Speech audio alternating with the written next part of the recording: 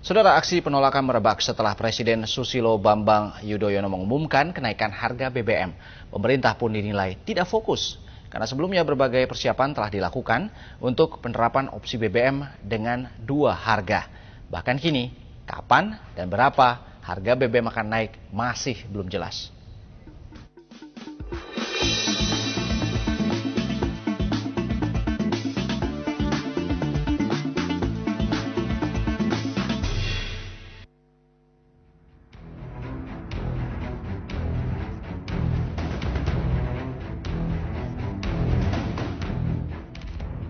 Mengatakan dengan gamblang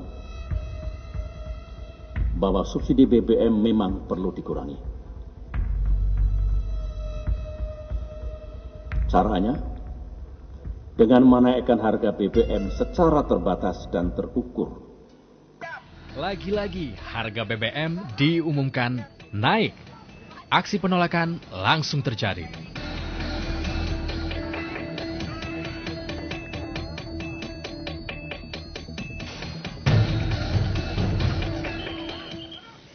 Tak hanya mahasiswa, puluhan ribu buruh yang mengepung ibu kota juga menyuarakan tolak kenaikan harga BBM.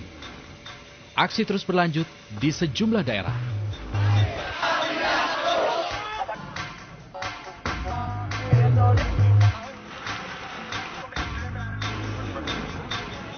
Di daerah, aksi borong premium bersubsidi langsung terjadi.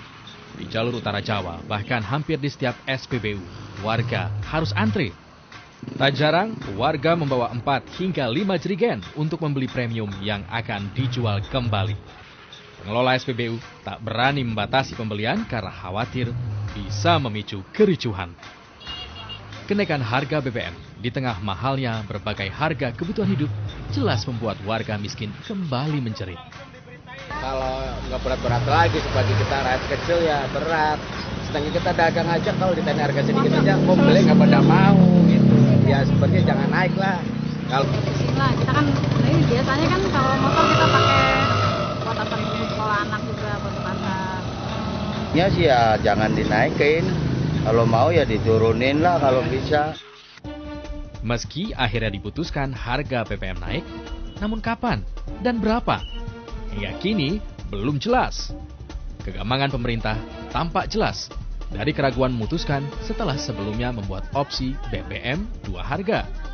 Padahal berbagai persiapan sudah dilakukan Pertamina, termasuk mempersiapkan SPBU 2 harga dan mencetak spanduk. Persiapan yang akhirnya mubazir. Ketika mereka sudah menghitung beberapa opsi, harusnya fokus ke opsi tersebut yang sudah dihitung dengan detail. Jangan pada detik terakhir tahu-tahu keluar lagi opsi yang lain.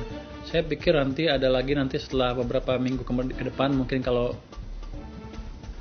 diskusi dengan parlemen macet, nanti keluar opsi yang lain lagi. Saudara, jika harga BBM tidak dinaikkan, pemerintah mengeklaim APBN 2013 akan defisit sebanyak 353,3 triliun rupiah atau melebihi 3% dari pendapatan domestik bruto.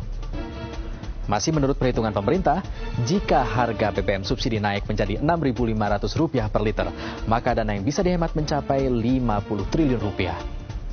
Nah, sebagai perbandingan, jika pemerintah memilih opsi 2 harga, maka dana yang dihemat hanya 20,9 triliun rupiah. Padahal, dana operasional yang harus dikeluarkan mencapai setidaknya 800 miliar.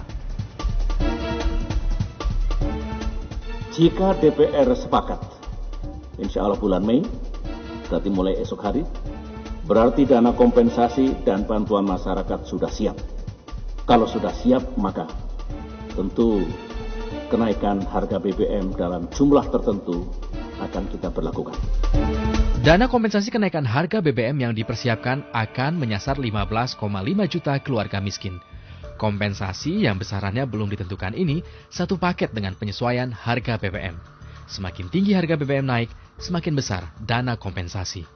Bantuan sih boleh-boleh aja, tapi yang sudah-sudah kan kadang-kadang nggak nyampe juga.